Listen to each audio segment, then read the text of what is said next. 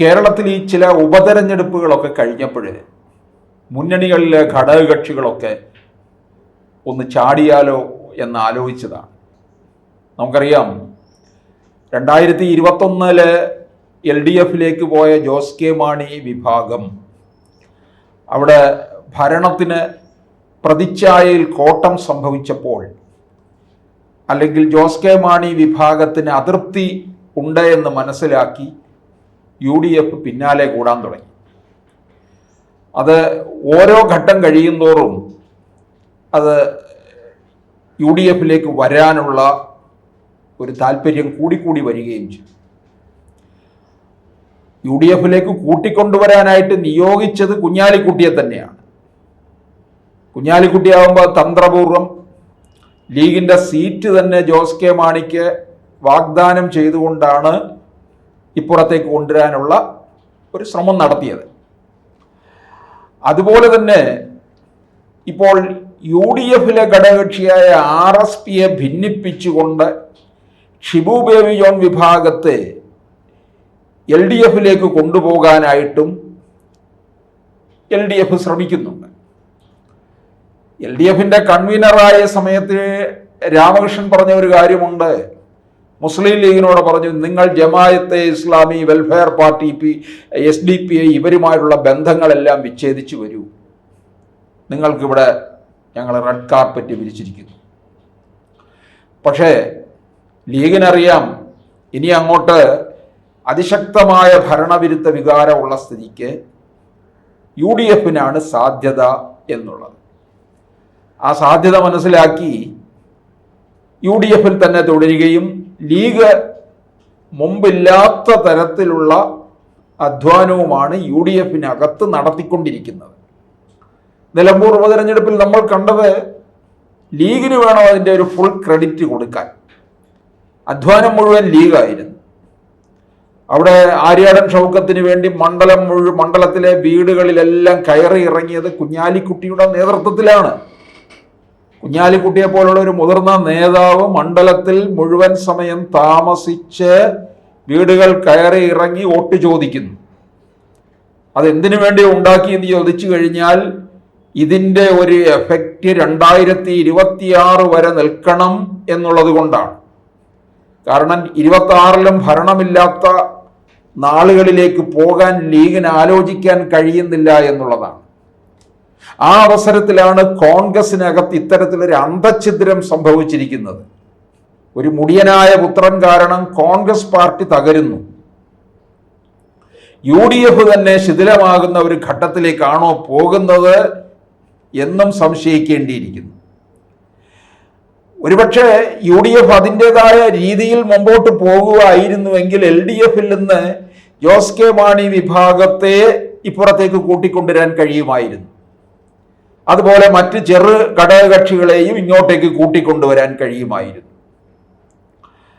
പക്ഷേ ഇപ്പോൾ UDFിനൊരു മങ്ങലേറ്റിരിക്കുന്ന സ്ഥിതിക്ക് ഇനി അങ്ങോട്ടേക്കുള്ള പോക്കിന് ഒന്നുകൂടി ആലോചിക്കണം.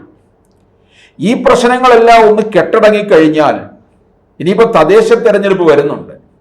ഈ തദ്ദേശ തെരഞ്ഞെടുപ്പിൻ്റെ ചിത്രം ഒന്ന് വ്യക്തമായി കഴിയുമ്പോൾ, അതിൻ്റെ ഫലം പുറത്തു വന്നു കഴിയുമ്പോൾ കേരളത്തിലെ എങ്ങോട്ടാണ് കാറ്റ് വീശുന്നത് എന്നുള്ളത് മനസ്സിലാക്കാൻ കഴിയും. അതിനനുസരിച്ച് നിൽക്കുകയാണ് ഇപ്പോൾ മുന്നണിയിലെ ഘടകകക്ഷികളൊക്കെ. ഇതിനിടയ്ക്ക് നമ്മൾ ഒരു കാര്യം ഓർക്കണം. കഴിഞ്ഞ ജൂലൈ മാസത്തിൽ അമിത്ഷാ കേരളത്തിൽ വന്ന സമയത്ത് തിരുവനന്തപുരത്ത് നടത്തിയ പ്രസംഗത്തിൽ പറഞ്ഞത് 2026 കേരളത്തിൽ BJP അധികാരത്തിലെത്തുമെന്ന്. അമിത്ഷായുടെ ഈ വാക്ക് കേട്ടിട്ട് LDFിലെ UDFിലെ ഒന്നും തന്നെ യാതൊരു അങ്കലാപ്പും അവർക്കുണ്ടായിട്ടില്ല. പക്ഷെ പറഞ്ഞതാരെന്ന് നമ്മൾ ഓർക്കണം. ഇന്ത്യയിലെ BJPയുടെ സമുന്നതനായ നേതാവാണ്. നരേന്ദ്രമോദി കഴിഞ്ഞാൽ 2ാം സ്ഥാനത്ത് നിൽക്കുന്ന അമിത്ഷായുടെ ഈ പ്രഖ്യാപനം എന്ന് പറയുന്നത് വെറുതെ കളയേണ്ട ഒന്നല്ല. അത് ഇന്ത്യയിലെ മറ്റു പല സംസ്ഥാനങ്ങളിലും ഇതുപോലെ അധികാരം പിടിച്ചെടുക്കും എന്ന് പറഞ്ഞു. അവിടെയൊക്കെ അധികാരം പിടിച്ചെടുത്തു എന്നുള്ളതാണ്. അപ്പോൾ കേരളത്തിലും ഈ വെറുതെ വന്ന് വീമ്പിളക്കുകയോ മൈക്ക് കാണുമ്പോൾ പ്രസംഗിക്കുകയോ ചെയ്യുന്ന ആ സ്വഭാവക്കാരനല്ല അമിത്ഷാ. നല്ല ബുദ്ധികൗശലതയും കൂർമ്മതയും ഉള്ള രാഷ്ട്രീയത്തിലെ ഒരു ചാണക്യനാണ്. ആ ചാണക്യന്റെ വാക്കുകളിൽ അർത്ഥവ്യാപ്തിയുണ്ട്. ബാലികേറാമലയായിരുന്ന ത്രിപുര പോലും പിടിച്ചെടുത്തു. അതുപോലെ തന്നെ ഒരു ബാലികേറാമല എന്ന് പലരും കരുതുന്ന ഒന്നാണ് കേരളവും. അവിടെ വന്ന് പറയുകയാണ് 26-ൽ ഭരിക്കും എന്നുള്ളത്. അവിടെയാണ് ഇനി അമിത്ഷായുടെ വാക്കുകൾക്ക് ഇപ്പോൾ പ്രസക്തിയേറുന്നത്. ഒരുപക്ഷെ പഞ്ചായത്ത് തെരഞ്ഞെടുപ്പിൽ പോലും അവർ മുൻകാലങ്ങളിൽ ഇല്ലാത്ത തരത്തിലുള്ള നീക്കമാണ് നടത്തിക്കൊണ്ടിരിക്കുന്നത്. വോട്ട് വിഹിത വർധനവെന്നുള്ളത് ഇനി അവർക്കില്ല, ഇനി ജയമാണ്.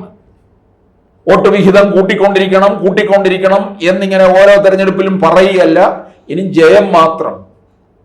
മുനിസിപ്പാലിറ്റികൾ ഇത്ര, കോർപ്പറേഷൻ ഇത്ര വാർഡുകൾ എന്നുള്ള രീതിയിൽ താഴെത്തട്ടിലുള്ള പ്രവർത്തനമാണ്. അതിനുവേണ്ടി തന്നെ ഒരു റൂട്ട് മാപ്പ് അവർ ഉണ്ടാക്കിയിരിക്കുകയാണ്.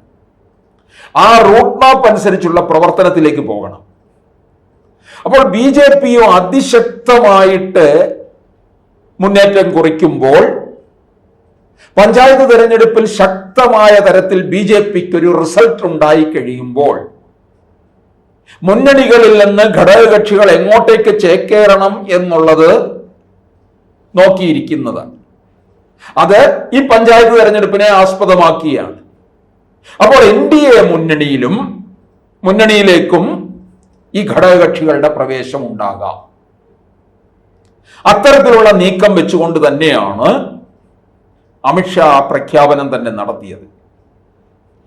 ഘടകകക്ഷികൾ ഇരു മുന്നണികൾ അതൃപ്തരാണ്. കോൺഗ്രസിന്റെ നില ദയനീയമായി മാറുകയാണെങ്കിൽ UDFിലുള്ള ഘടകകക്ഷികൾ മാറും. എടുത്തു പറയാവുന്ന ഘടകകക്ഷി ലീഗാണ്. തൊട്ടു പിന്നാലെ കേരള കോൺഗ്രസ് ജോസഫ്, പിന്നെയുള്ള എല്ലാ ഒറ്റയാൾ പട്ടാളങ്ങളാണ്. കേരള കോൺഗ്രസ് ജേക്കബ്, CMB MLA-മാരില്ല ഇപ്പോൾ. RSPക്ക് MLA-മാരില്ല.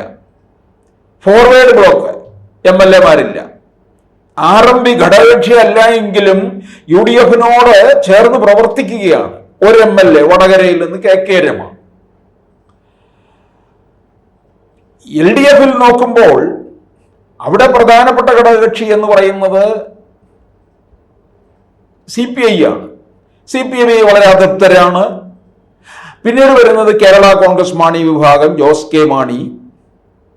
പിന്നീട് ഒറ്റയാൾ പട്ടാളങ്ങൾ, ജനാധിപത്യ കേരള കോൺഗ്രസ്, RSP കോവൂർ കുഞ്ഞുമോന്, NCP, ഇങ്ങനെ പോവുകയാണ്.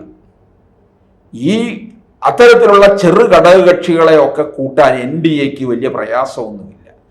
NDAയിൽ ഇപ്പോൾ ഏറ്റവും പ്രധാനപ്പെട്ട ഘടകകക്ഷി എന്ന് പറയുന്നത് BDJS ആണ്. BDJS രൂപീകൃതമായതിനു ശേഷം അവരെവിടെല്ലാം മത്സരിച്ചിട്ടുണ്ടോ അവിടെയൊക്കെ UDFിന് പരാജയമാണ് ഉണ്ടായിട്ടുള്ളത്. അപ്പൊ ഈഴവ സമുദായത്തിലെ വോട്ട് നന്നായിട്ട് ചോർച്ച ഉണ്ടായിട്ടുണ്ട്. അത് UDFിന് കിട്ടാതെ പോയിട്ടുണ്ട്. അത് തീർച്ചയായിട്ടും NDA മുന്നണി ഒരുപക്ഷെ വിപുലപ്പെടാനുള്ള സാധ്യതയും ഉണ്ടെന്നുള്ളതാണ്. മൂന്ന് മുന്നണികൾ പ്രബലമായ മുന്നണികളായി തീർന്നിരിക്കുകയാണ് കേരളത്തിൽ. LDF, UDF, NDA. ഇതിൽ NDAയുടെ ഒരു കയറ്റമായിരിക്കും നമ്മൾ ഇനി കാണാൻ പോകുന്നത്. അതുകൊണ്ട് തന്നെയാണ് പറയുന്നത്, അമിത്ഷാ പറഞ്ഞ ആ പ്രസ്താവനയെ നമ്മൾ നിസാരവൽക്കരിക്കരുത്. പഞ്ചായത്ത് തെരഞ്ഞെടുപ്പ് വരെ കാത്തിരിക്കാം.